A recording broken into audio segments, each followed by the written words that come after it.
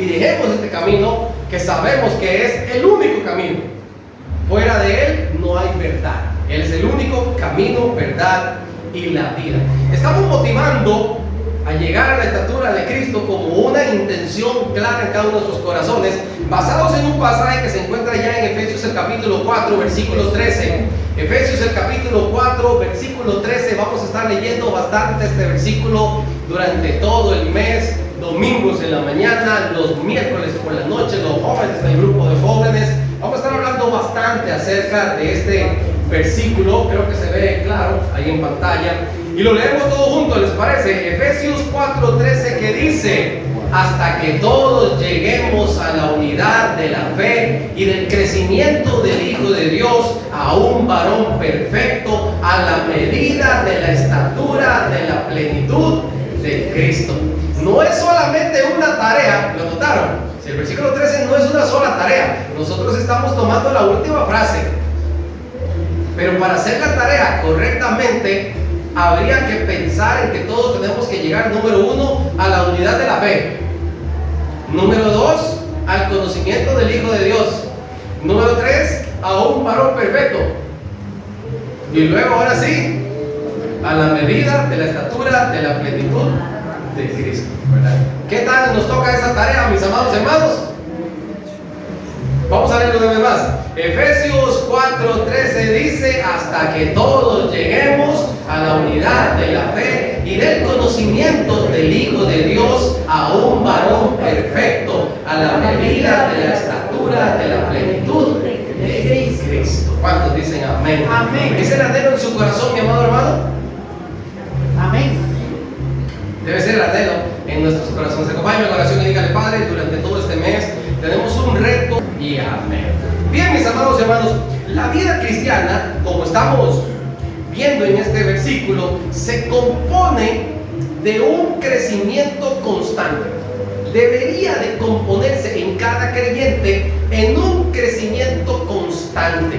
Normalmente cuando terminamos el año, nosotros debemos hacer un análisis y deberíamos de decir: este año yo he crecido más espiritualmente, o este año he decrecido en mi vida espiritual. ¿Cómo va? ¿Cómo va ese crecimiento en mi corazón? ¿Cómo van esos cambios de actitudes? ¿Cómo van esas intenciones? ¿Cómo van ese deseo de invertirle más tiempo al Señor? Porque según lo que nos dice Efesios 4:13, la idea es que todos lleguemos a la unidad. Y esto no es simplemente un trabajo individual. Resulta que como cuerpo de Cristo es un trabajo colectivo y todos debemos estar velando por una vida de crecimiento constante. Y esto tiene que ver con algunas cosas que lo resumo en la palabra transformación espiritual. Usted y yo debemos estar pensando cada día en entrar en la presencia del Señor y decirle: necesito que tú me transformes espiritualmente. Es decir, desde adentro para afuera. Hablábamos el mes pasado acerca del amor entrañable. Porque es que amar superficialmente no es amar a la forma de Dios. Se necesita un cambio desde adentro en mi corazón, una transformación espiritual absoluta. Necesito también un cambio de mentalidad. Yo estoy renovando mi mente. Ya no puedo seguir pensando como antes. De hecho, por eso leíamos en el libro de Proverbios que no podemos ser sabios en nuestra propia opinión. Yo necesito ir cambiando mi mentalidad. Es una frase que se utiliza muchísimo en la gente. Cuando usted ve de repente algunos muchachos en algunas actitudes o en algunas, no sé, vamos a suponer que hoy en día uno ve a los jóvenes con unos peinados medios extraños o unas ropas medias extrañas, ¿verdad? Y esa cosa. Y entonces la gente mayorcita, ahora tengo que decir, solemos decir, ¿verdad? ¿Qué mentalidad la de esos muchachos? Dice la gente, ¿verdad? ¿Qué mentalidad? ¿Verdad? Cuando usted ve ese tipo de actitudes, entonces te das cuenta que generación tras generación van haciendo un giro en su mentalidad, que se va cada vez más distorsionando del diseño que Dios originalmente entendió o que nos reveló a cada uno de nosotros. Y es necesario que volvamos a un cambio de mentalidad que esté ligado específicamente a la voluntad del Señor. Que nos preguntemos todos los días si mis pensamientos y si mis acciones agradan específicamente al Señor. Esto me va llevando a un cambio o una transformación espiritual y un cambio de mentalidad. Me va llevando a hábitos nuevos. El creyente debe acostumbrarse a hábitos nuevos. Así como usted aprendió a lavarse los dientes después de cada comida, así como usted aprendió a darse un bañito antes de ir a acostarse, así como usted aprendió a lavarse las manos antes de comer o después de comer, así como usted aprende ciertos hábitos, espiritualmente hablando, también tenemos que construir hábitos que nos lleven cada vez más a la estatura de la plenitud de nuestro Señor Jesucristo. Y esto nos va a llevar a un cambio de perspectiva. ¿Por qué yo hago las cosas? ¿Por qué yo hago las cosas? Y ese cambio de perspectiva me lleva a rediseñar las decisiones que yo voy tomando constantemente. Esto afecta mi vida diaria. Ahora, tomar ese crecimiento, tomar esa transformación en mi vida, también me lleva a depurar y a sacar algunas cosas que pueden estar en mí y que me están estorbando para ese crecimiento espiritual. Dentro de esto tenemos que hablar de la misma ingenuidad que nosotros como humanos muchas veces tenemos. La gente siempre suele decir que el desconocimiento de la ley no nos exime de la responsabilidad que ella conlleva. Y lo mismo sucede en el ámbito espiritual. Desconocer la voluntad del Señor no me exime de las consecuencias que esto me conlleva. Así que yo debo de salir de esa ignorancia, de esa ingenuidad, y debo empaparme de la voluntad del Señor. Por eso es que la Escritura dice una y otra vez que su anhelo y su oración, Pablo lo dice, es que podamos ser llenos del conocimiento de la voluntad de nuestro Dios. Y esto es algo importante que debemos trabajar en nosotros. Debemos de ir aprendiendo a ver 20-20 espiritualmente hablando. Comenzar a ver con claridad los tiempos. Comenzar a ver con claridad las cosas que están pasando a nuestro alrededor. Comenzar a definir la voluntad del Señor en aquellas cosas que pasan en mi vida y cuándo son las hechanzas del enemigo también. Esta sensibilidad espiritual solamente se da cuando usted y yo podemos ver con luces largas y entendemos las cosas de una manera diferente que el mundo las puede entender. Y esto va a cambiar radicalmente en mi vida, ver las cosas con esa claridad. El Hijo de Dios, conforme va creciendo, comienza a tener una astucia diferente en el trato con el enemigo, en el trato con la gente. Comenzamos a distanciarnos de aquellas cosas que me provocan a mi caída y comienzo a ver con claridad el ataque del enemigo, cómo acecha cada uno de mis pasos. Y usted y yo debemos aprender a no ser engañados con las sutilezas que el enemigo nos presenta para que nosotros deshonremos a nuestro Dios. Cuando unimos e integramos todas estas cosas que estoy hablando, que traté de resumirlas en un solo cuadro, que yo sé que algunos ya por ahí la tienen copiada, hacemos lo siguiente: nos enfocamos en una nueva meta, que es avanzar hasta la estatura de la plenitud de nuestro Señor Jesucristo. ¿Cuántos dicen amén hasta ahora? Amén. Vamos al libro de Efesios, mis amados hermanos. Vamos a estar hablando bastante de Efesios en este mes.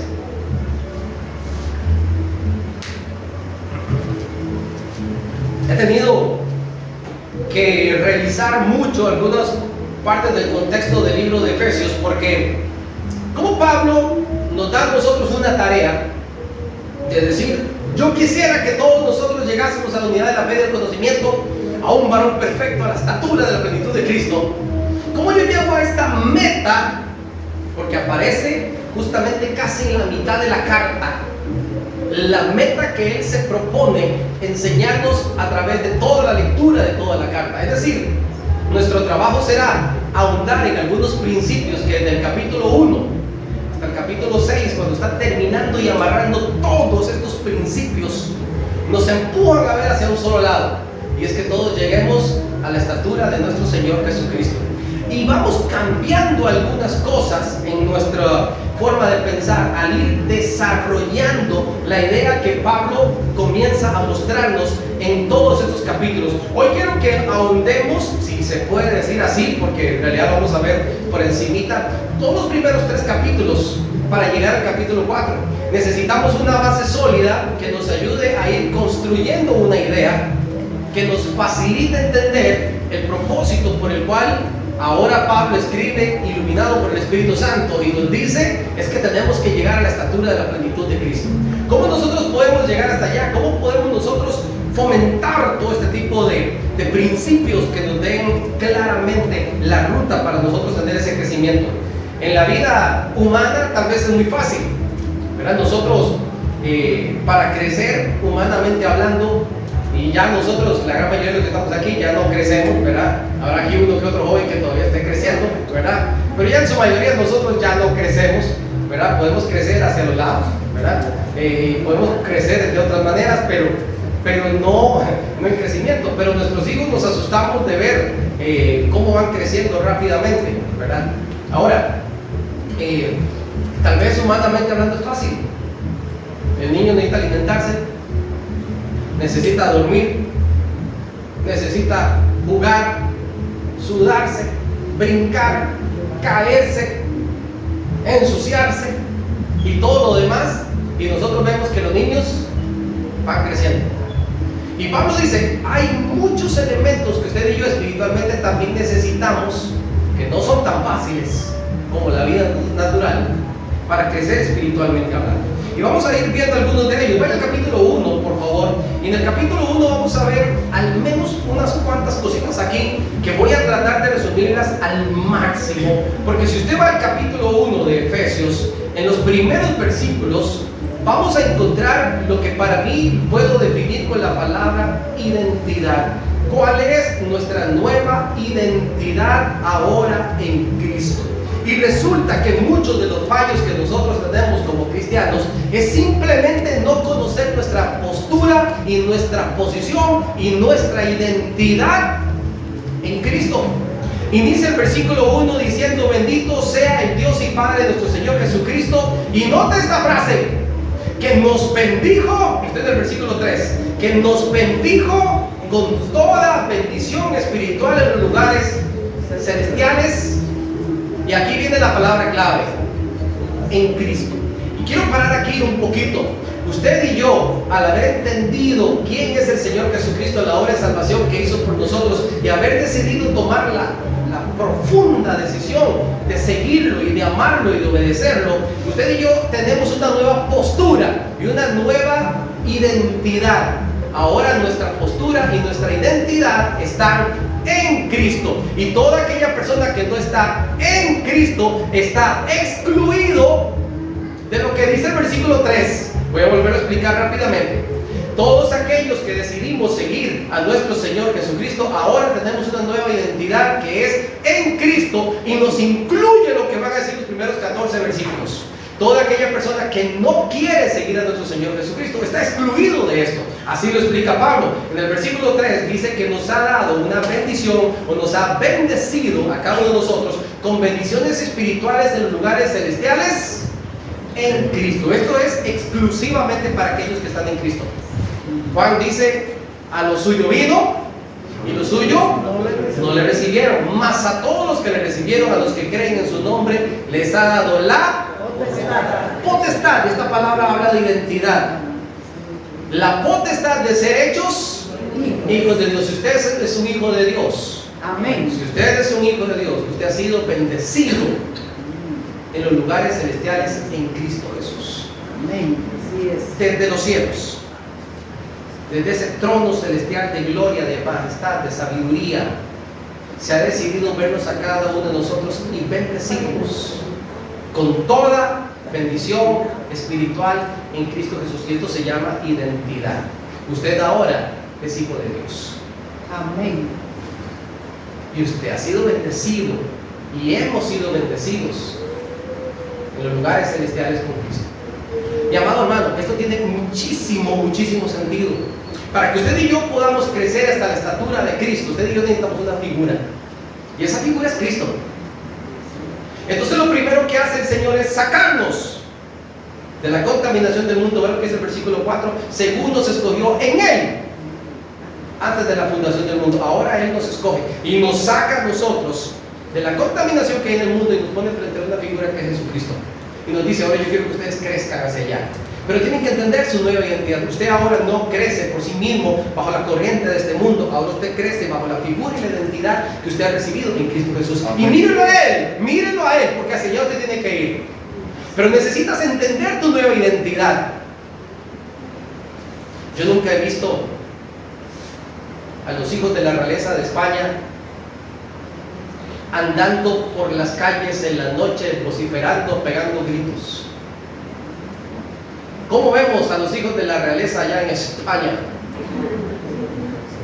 Extremadamente cultos en su forma de caminar, extremadamente pulcros en su forma de vestir.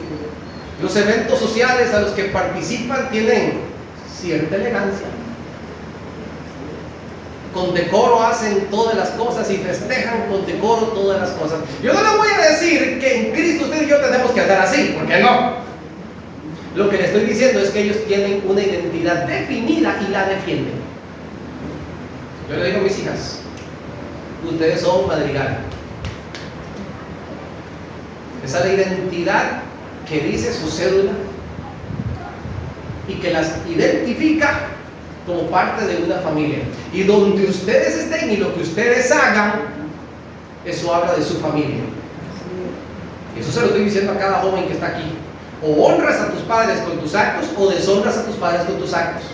Y donde sea que tú hables y cómo tú hables, así estás identificando a tu familia. Ahora nosotros en Cristo tenemos una nueva identidad y somos hijos del Rey. La pregunta es, ¿cómo debe andar el creyente entonces? ¿Usted está consciente de lo grande y maravilloso que es el llamado que hemos recibido y de dónde nos ha sacado el Señor? Abraham tuvo que sacarlo de Ur de los Caldeos. A Moisés tuvo que sacarlo de Egipto. A Jacob tuvo que ponerlo a huir y tuvo que depurarse trabajando 14 años para que de ellos saliera una nueva nación. A nosotros también el Señor nos está sacando del lugar donde Él no nos quiere ver, para comenzar a adoptar una nueva identidad en Cristo. Esta identidad, dice el versículo 4, subraya nada más la palabra, nos escogió para que usted y yo fuésemos santos y sin mancha. Vea el versículo 5, también en amor nos predestinó por el puro afecto de su voluntad. Yo voy rápido, vaya subrayando lo que pueda. Esto tiene un propósito en el versículo 6, para que usted y yo ya no vivamos para nosotros mismos, sino que dice el versículo 6 que ahora vivimos para la alabanza de la gloria de su gracia. El versículo 7 dice que en Él tenemos redención por su sangre. Voy a parar aquí un poquito. Adán y Eva estaban desnudos en el huerto y no se avergonzaban. Pero después de que comieron del fruto prohibido, dice la Escritura, que entró el pecado y la muerte y ellos descubrieron que estaban desnudos y se avergonzaban. Y Dios se pasea por el huerto y pregunta a Adán, ¿dónde estás tú? Esta pregunta no tiene que ver con un punto geográfico, no era para que él dijera, aquí estoy. No, porque Dios sabe dónde estaba. Es como cuando un niño se esconde detrás de la cortina y usted se hace que no lo ve. Dios le dice, ¿dónde está tu corazón? ¿Dónde está tu identidad? ¿Dónde estás metido? Que yo te quiero conmigo. Y el hombre se había hecho con unos delantales con hojas de higuera, pero delante de los ojos de Dios seguía desnudo. Dios toma dos animales y los sacrifica y con sus pieles los cubre. Ahora ya Dios no los ve desnudos porque están cubiertos. Pero el hombre sigue siendo un ser que se avergüenza de su desnudez, solo que ahora está cubierto. El enemigo nos puede decir una y otra vez a usted y a mí que nosotros no somos dignos de seguir al Señor, porque ve nuestra desnudez y ve nuestra maldad y ve nuestro pecado. Pero en Cristo usted y yo hemos recibido redención de nuestros pecados por su gracia. Amén. Así que siéntase cubierto con la sangre de nuestro Señor Jesucristo. Y eso es lo que dice el versículo 7. Entienda su nueva identidad en Cristo. Aparte de eso, nos ha dado la capacidad de abundar en inteligencia y sabiduría, dice el versículo 8, y darnos también la capacidad de conocer el misterio de su voluntad, dice el versículo 9. Simplemente vaya subrayando un poquito por allí. Dice el versículo 11, una vez más, que usted y yo hemos sido predestinados en Él. Y no solamente esto, también hemos adquirido un propósito. Y son palabras absolutamente claras que aparecen en el versículo 11. El versículo 12 nos recuerda una vez más el propósito para la alabanza de su gloria. Dice el versículo 13 que usted y yo fuimos sellados con el Espíritu Santo de la promesa. hasta el día de la redención de la posesión adquirida para la alabanza de su gloria. ¿Quiénes somos nosotros ahora en Cristo? Usted y yo somos hijos del Rey de Reyes, Señor de Señores. Y esa es nuestra identidad. Y hasta que usted no entienda su identidad, usted seguirá viviendo como los demás. Porque usted no ha valorado el tesoro de las abundantes riquezas en gloria que nuestro Señor Jesucristo ha derramado para cada uno de nosotros. Yo no puedo vivir como los demás, porque yo soy un hijo del Rey. Amén. Y nos ha vestido con vestiduras blancas para que nosotros le honremos a Él. Esto es identidad. La redención del pecado no es una licencia para hacer lo que nosotros queramos, es todo lo contrario. Es un reconocimiento que nos ha sacado de la basura para sentarnos en los lugares celestiales con Cristo. Eso es lo que representan los primeros versículos que Pablo describe en esta carta. Cuando nosotros tomamos una carta, nosotros tenemos que leer de principio a fin la carta para tener un entendimiento. Y es lo que debemos de hacer para nosotros entender la frase de llegar hasta la estatura de la plenitud de Cristo. Inicia hablando justamente de nuestra identidad. Pero ahora, en los siguientes versículos, hay una palabra que es clave. Y es el poder que Dios ha delegado sobre cada uno de nosotros.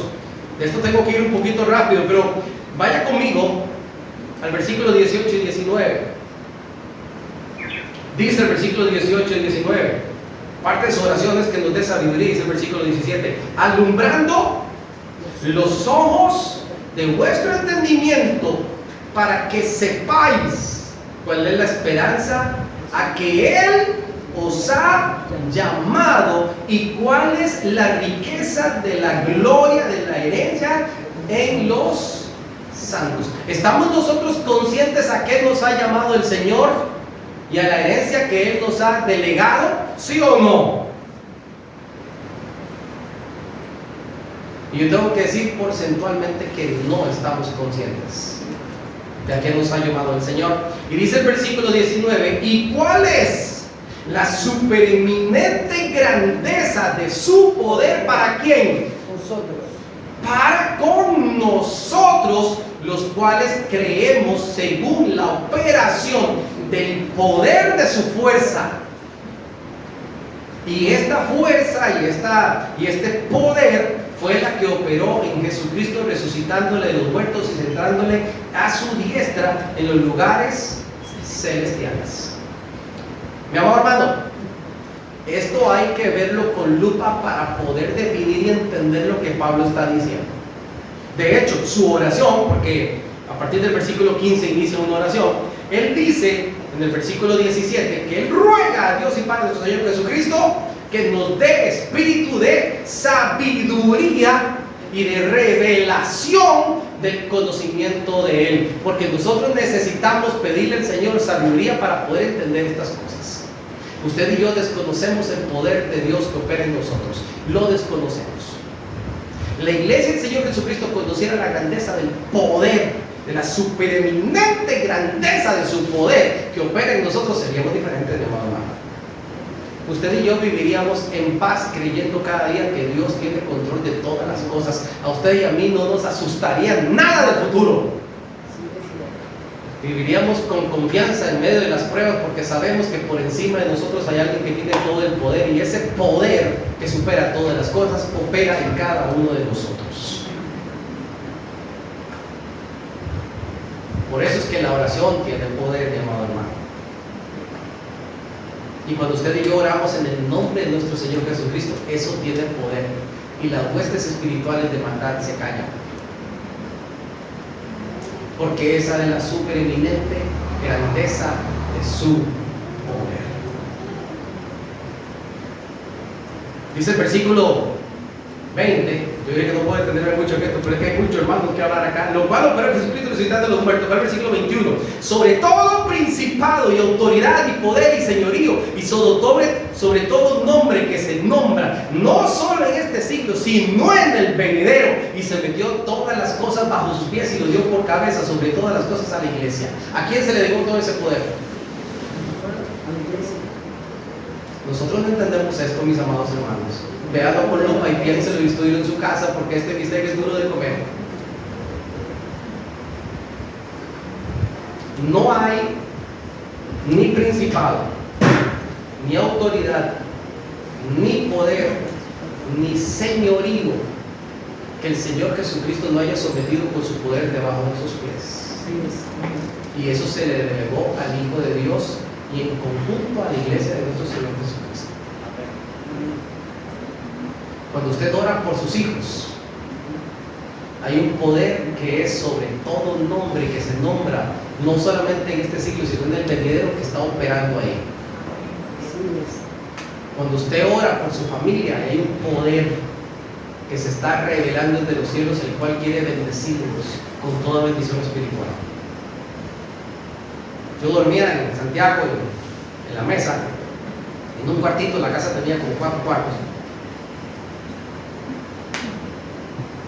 Habíamos 4 compañeros viviendo ahí, y todas las madrugadas caía algo al techo y rodaba para acá y rodaba para allá y aleteaba por aquí y aleteaba por allá y rascaba ese zinc por aquí y rascaba ese zinc por allá.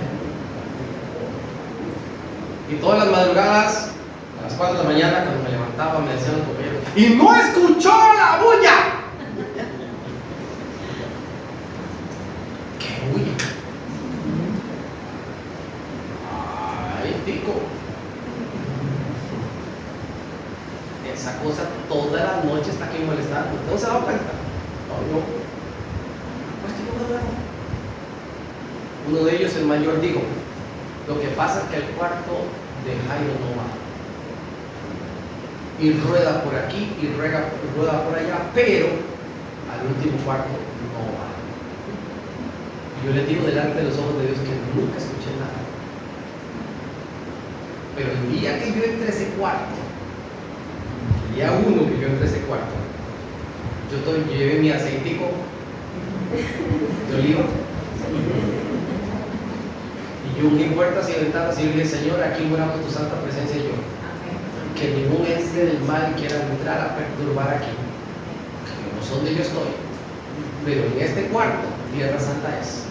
Aquí mora tu presencia, donde está tu presencia, aquí no puede entrar el mal, porque la luz hace huir las tinieblas. Y yo dormí 2 años en esa cama y nunca hubo nada que despertar ese cuerpo. Porque el poder que opera en nosotros es muy superior a todo nombre que se nombra. Los compañeros utilizaban escobas, tiraban cosas y seguían molestando, pobrecitos.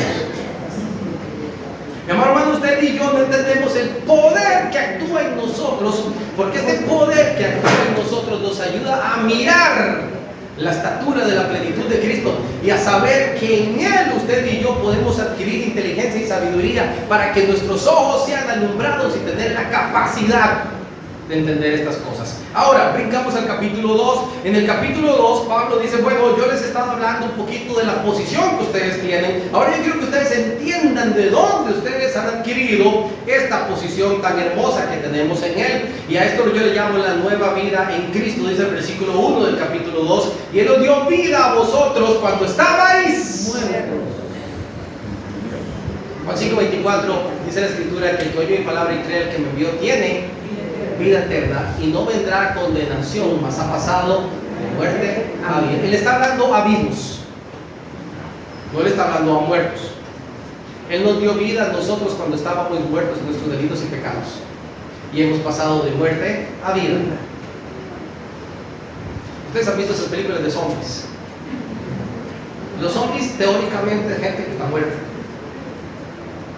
pero son muertos que están vivos. Esos son los zombies. Yo no sé dónde sacan esas locuras, pero básicamente es un cuerpo que se mueve pero que no tiene alma, porque por dentro también están muertos. Cuando Pablo dice que el Señor Jesucristo a nosotros nos dio vida, no se refiere a la vida física, se refiere a la vida espiritual. El mundo está vivo físicamente, pero espiritualmente está muerto. Aquellos que hemos recibido lo que la palabra nos enseña, hemos pasado de muerte a vida y no vendremos a condenación, dice la Escritura. Es decir, que hemos recibido no solamente vida aquí en la tierra, sino vida eterna en Cristo Jesús. Esta es la nueva postura que usted y yo tenemos, una nueva vida. Ahora, ¿cómo era nuestra vida antigua? Estaba llena de delitos y pecados, dice el versículo 1. Y lo describe de una manera más clara a partir del versículo 2, cuando él dice que nosotros en otro tiempo lo que andábamos era siguiendo la corriente del mundo. ¿Te has visto los chiquillos que van para el río, que llevan un tubo más grande que ellos y que se tiran en la corriente del río? Y ojalá entre más sinuoso sea el río, el movimiento, mejor, ¿verdad? Y van esos chicos ahí, ¡woo! Y se ríe esa cosa y ustedes que salen de nuevo y ahí van peleando con eso, siguiendo la corriente del mundo. Mi amor hermano, usted y yo antes, en otro tiempo, andábamos siguiendo la corriente del mundo conforme, y nota esta frase que aparece en el versículo 2, conforme al príncipe de la potestad del aire, el espíritu que ahora opera en los hijos de desobediencia. Aquí no está hablando más que evidentemente nuestro enemigo, de Satanás. Este mundo está coordinado perfectamente por el enemigo. Entonces, seguir la corriente de este mundo es literalmente hacerle caso al diablo. Ahora dice el versículo 3 que nosotros vivíamos en otros tiempos en nuestros deseos, en los deseos de nuestra carne, y haciendo la voluntad de nuestra carne y de nuestros pensamientos, dice el versículo 2. Estoy en el versículo 3, capítulo 2, versículo 3. Todo esto habla de cómo nosotros éramos y que no nos permitía llegar hasta la estatura de la plenitud de Cristo. Así que tuvo que hacer algo por nosotros. En el versículo 4 dice que Él es rico en misericordia y por su grande amor nos amó. Dice Efesios capítulo 2, versículo 4. Él, siendo rico en misericordia, con su grande amor nos amó. Es que tenía que amarnos a alguien para entregarse por nosotros y pagar con su vida lo que yo tenía que pagar. Porque si no fuese motivado por el amor, lo único que había para nosotros era un juicio directo de condenación para cada uno de nosotros. Pero Él nos amó y según lo que dice el versículo 5, nos dio vida juntamente con Cristo. Y aparte de eso, vea lo que dice el versículo 6, y juntamente con Él nos resucitó y asimismo nos hizo sentar en los lugares celestiales en Cristo Jesús. Usted y yo estamos aquí sentaditos, ¿no? Ustedes están aquí sentaditos, ¿verdad? El joven Edward y yo somos los que estamos de pie, ¿verdad? Usted está físicamente aquí sentado. Pero Pablo, que veía con luces altas, él decía: yo estoy sentado en los lugares celestiales con Cristo. Cuando Jesucristo dice: voy pues a preparar un lugar para vosotros, él dice: ahí estoy yo ya sentado. Es que yo me veo ya sentado ahí, porque yo he pasado de muerte a vida y no vendré a condenación, mas tengo vida eterna. Ahora, usted y yo necesitamos una capacidad. Voy a brincar las cosas del capítulo 2 y luego vuelvo a él. Vamos al capítulo 3, por favor. Usted y yo necesitamos una capacidad para comprender. Una capacidad para comprender completamente quién es Cristo. Sin esa capacidad, usted y yo no vamos a llegar al pleno conocimiento ni a la estatura de nuestro Señor Jesucristo. Capítulo 3, versículo 18.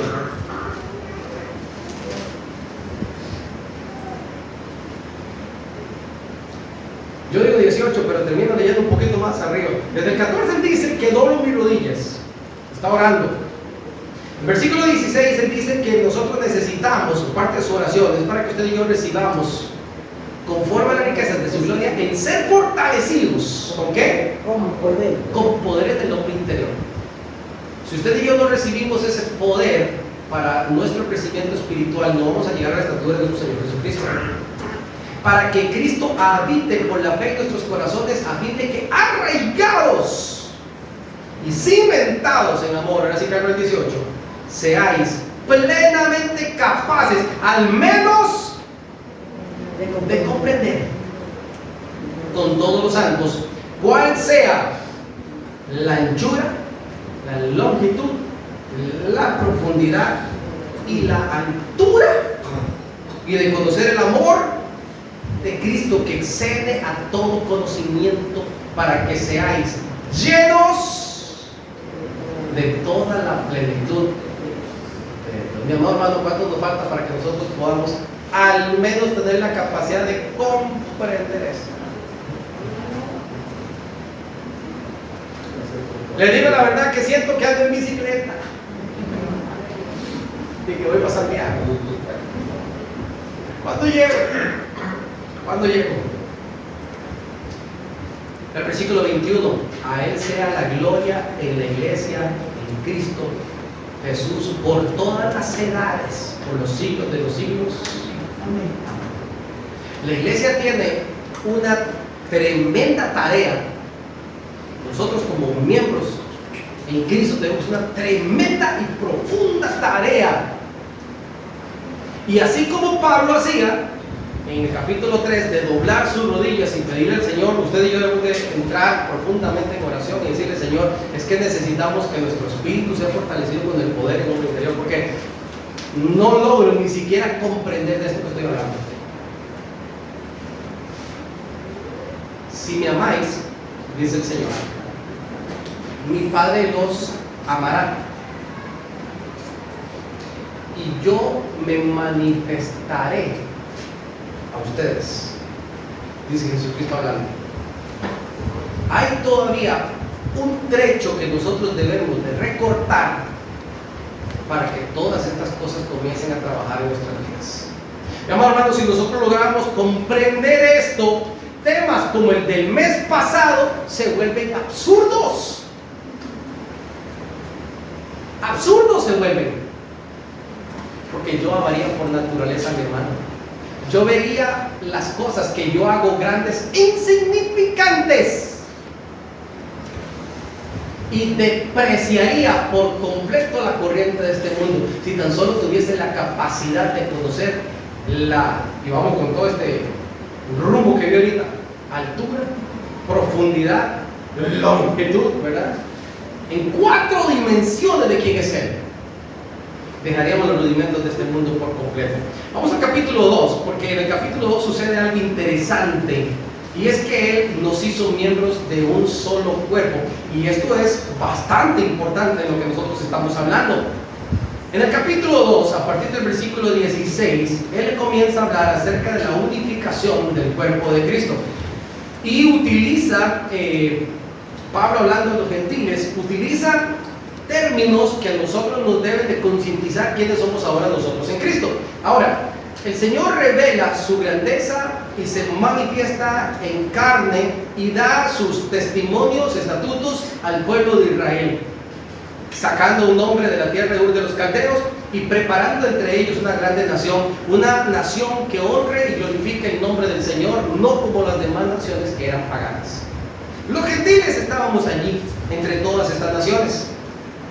Entonces en el versículo 12, que siempre muy más para arriba, en aquel tiempo estabais sin Cristo, hablando de nosotros como gentiles. Cada uno de nosotros, capítulo 2, versículo 12. ¿Cómo estábamos nosotros?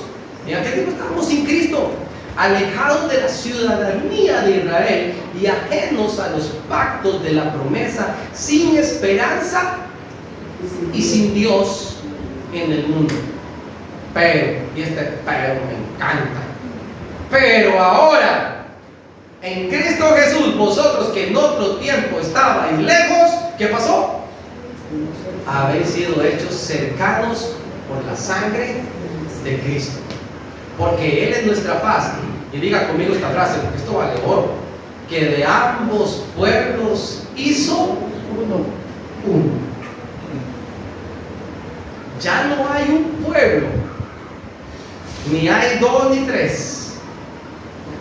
Ahora hay un cuerpo, y así lo dice un poquito más adelante. Vean lo que dice el versículo 16: y mediante la cruz reconciliar a Dios a ambos en un solo cuerpo, matando en ella las enemistades.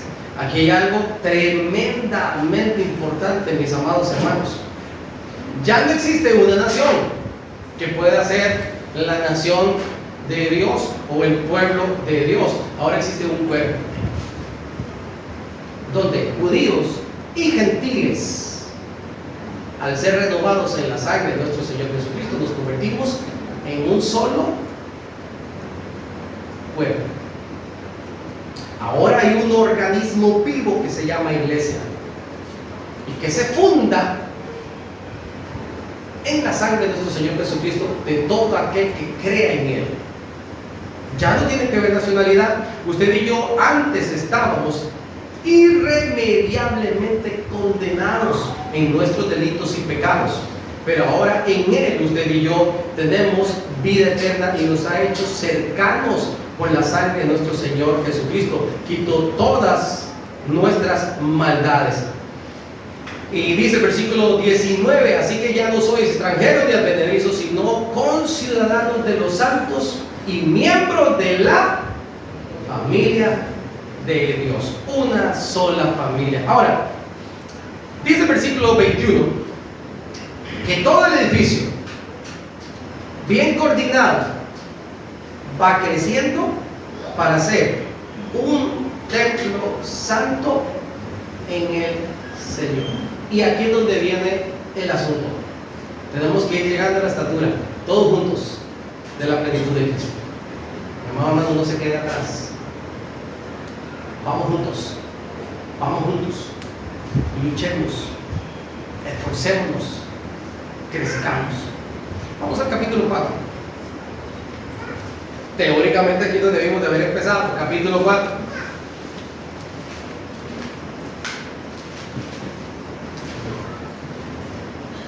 Recuerden que el versículo 13 es el eje prácticamente de toda la carta. Todo lo que ha escrito es para que usted y yo tengamos la capacidad de llegar hasta la unidad de la fe, del conocimiento del Hijo de Dios, ser varones perfectos a la medida de la estatura de la plenitud de Cristo. Entonces él dice: yo necesito enseñarles un concepto más para poder nosotros entender cómo podemos avanzar. ¿Y qué pasa?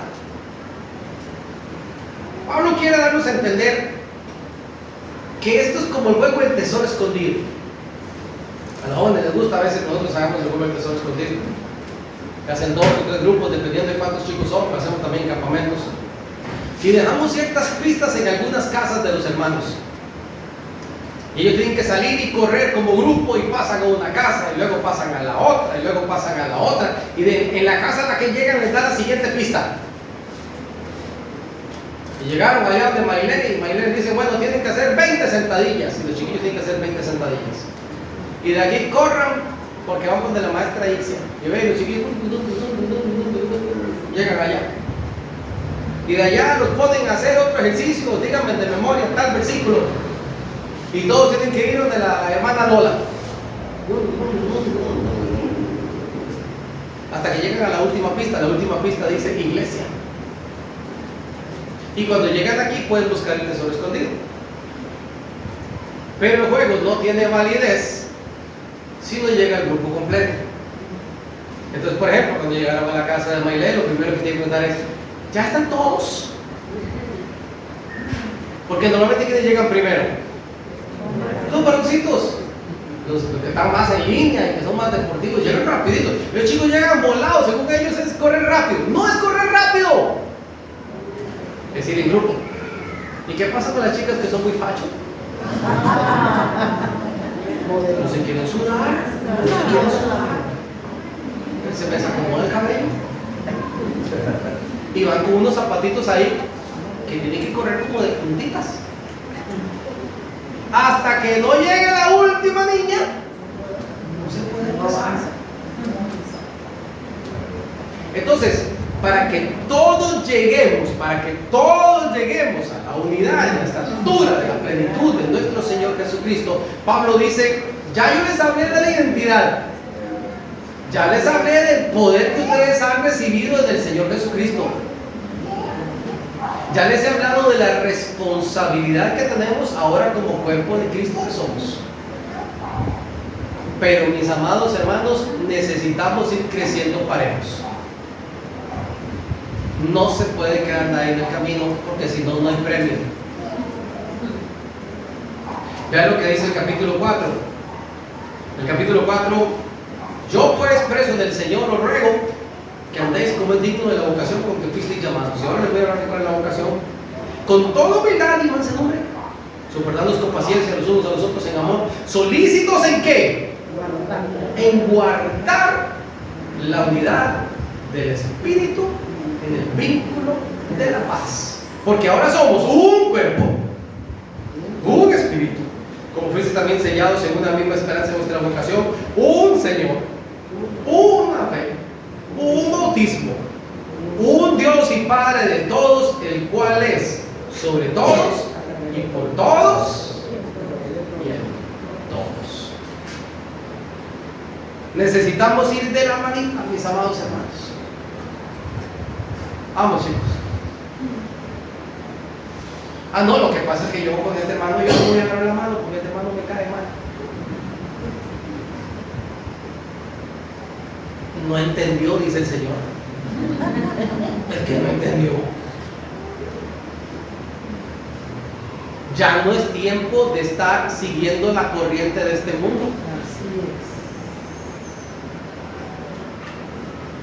No, es que lo que pasa es que en esa iglesia la gente no me quiere.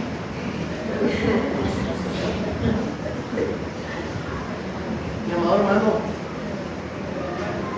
mueca. Es el gringuito, mueca.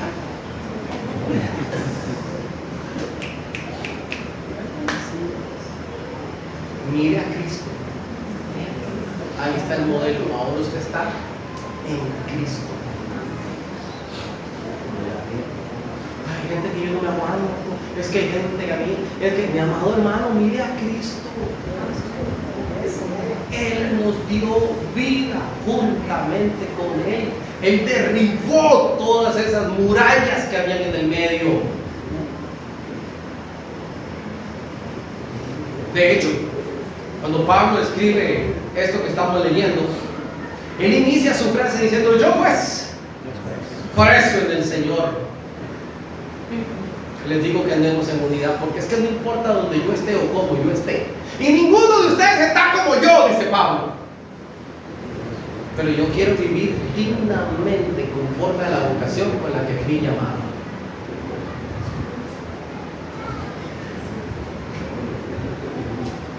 Preso del Señor.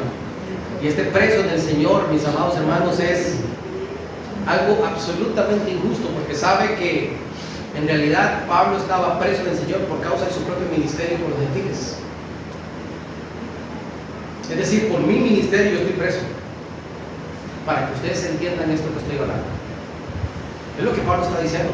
Y todo el capítulo 3 habla específicamente acerca de esto, de la justificación de su ministerio para los gentiles, donde incluso los mismos judíos lo perseguían, y la misma iglesia en algún momento no entendía que el evangelio era para todos aquellos que querían recibir el sacrificio de nuestro Señor Jesucristo.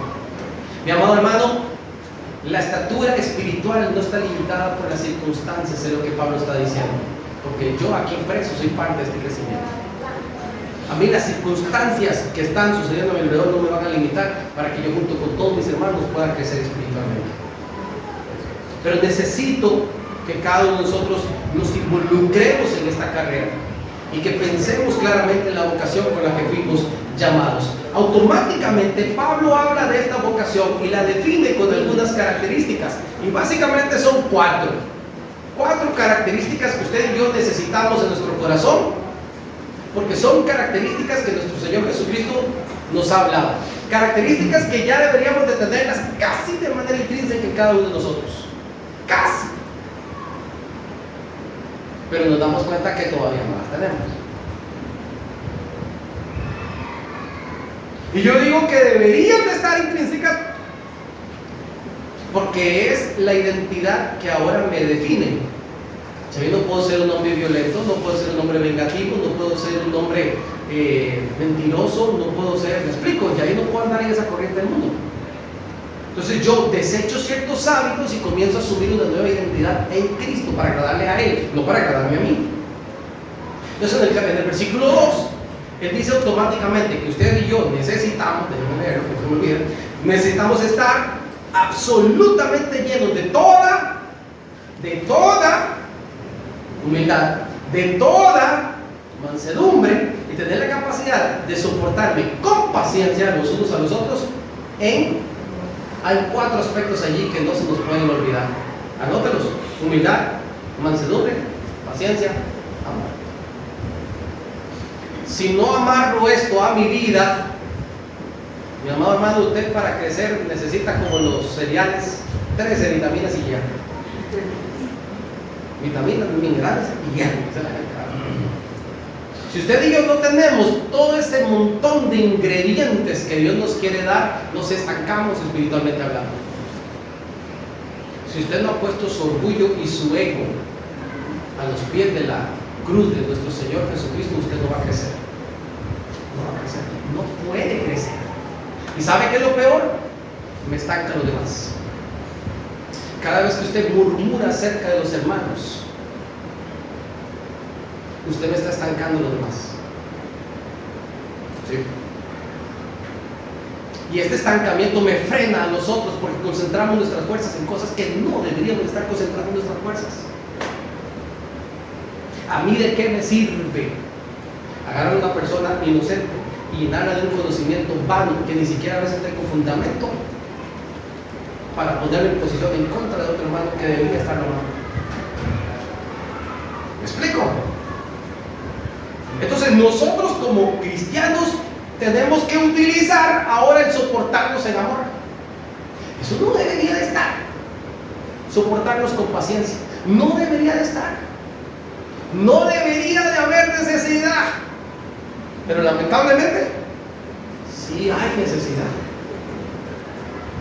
Porque dejamos de mirar el objetivo por el cual usted y yo fuimos comprados. Y eso nos estorba para nuestro crecimiento. Suele decir mi cuñado, uno de ellos, que se quedó más chiquito que los demás porque lo ponían a cargar leña. Usted no ha visto que yo soy un poquito más pequeño que mis hermanos.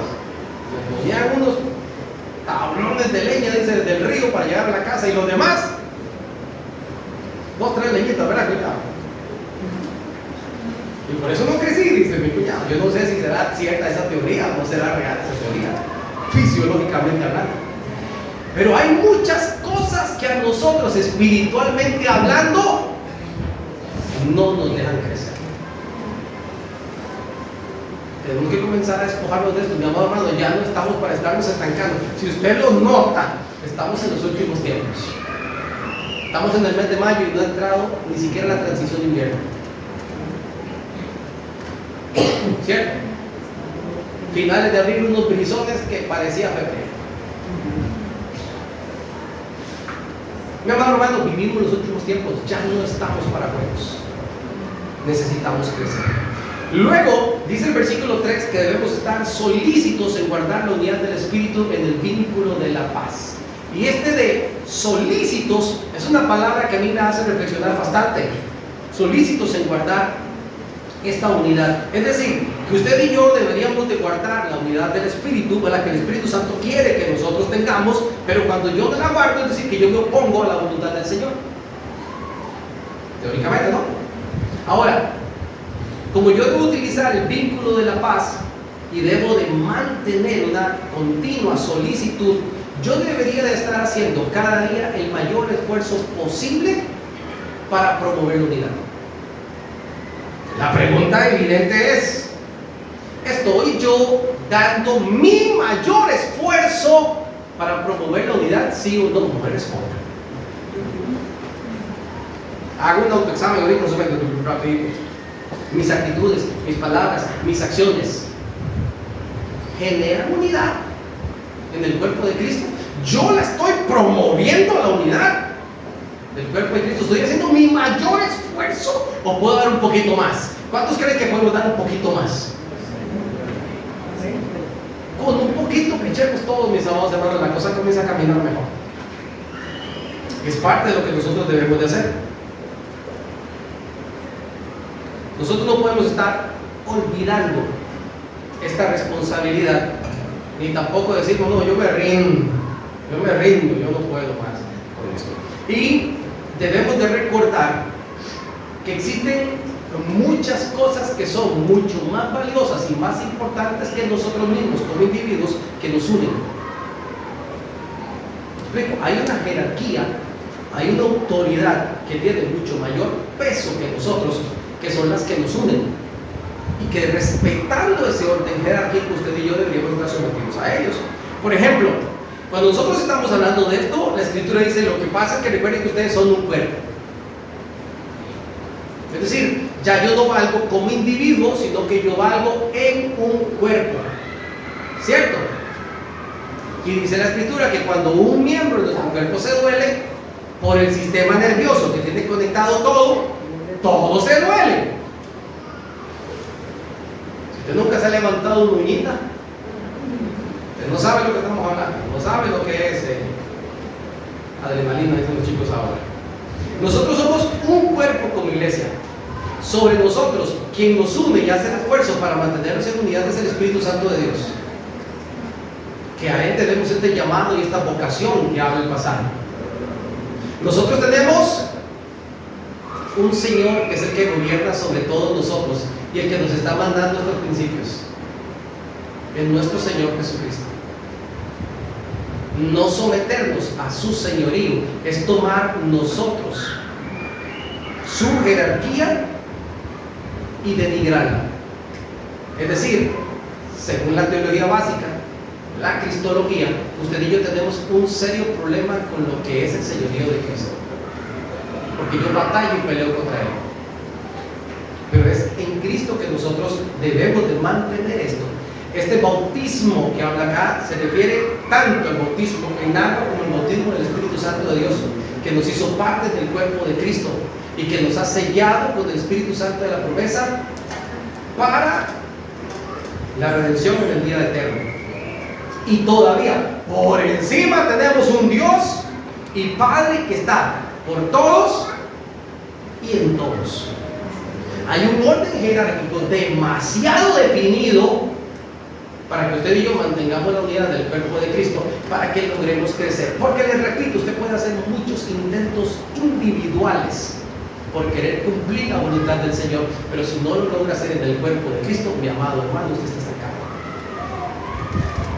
Crecer espiritualmente de manera individual, sin importarme el crecimiento espiritual de cada uno de mis hermanos y teniendo disensión los unos con los otros, no muestra más que un evidente egoísmo que hay en mi corazón y un desinterés por completo por cada uno de mis hermanos. Hay una jerarquía que vamos a respetar, mis amados hermanos, y que nos ha definido Pablo poco a poco desde el inicio de la carta, y que todavía falta mucho más que pudiésemos ver, mi amado hermano, pero no tengo tiempo. Pero tenemos todo un mes para hablar de esto y poder entender. Hay un montón de factores que impulsan nuestro crecimiento para llegar a la estatura del plenitud de Cristo. Como hay un montón de factores que nos pueden, ya sea lentear un poquito este crecimiento o obstaculizarlo por completo. Y cada uno de nosotros sabe en qué punto está. Si usted todavía no ha entregado su vida a Cristo, es el primer paso. A usted le aplica el capítulo 2. Y Él dio vida a vosotros cuando estabais muertos en vuestros delitos y pecados. Es el paso número 1. Después de allí comenzamos a recibir esa identidad y comenzamos a abrir nuestra mente para que nuestros ojos sean alumbrados con el conocimiento de la palabra de Dios. Y de ahí vamos creciendo, vamos creciendo, vamos creciendo. En el mismo capítulo 4 tengo otras cosas más que hablar. Vamos a parar hasta el versículo 6 porque hay mucho que decir, mi amado hermano. Lo único que les quiero que quede absolutamente claro es que hacia allá vamos. Vamos creciendo juntos hacia la unidad del cuerpo de Cristo hasta llegar a la estatura de la plenitud de nuestro Señor. ¿Cuántos dicen amén? Amén. Él te escogió,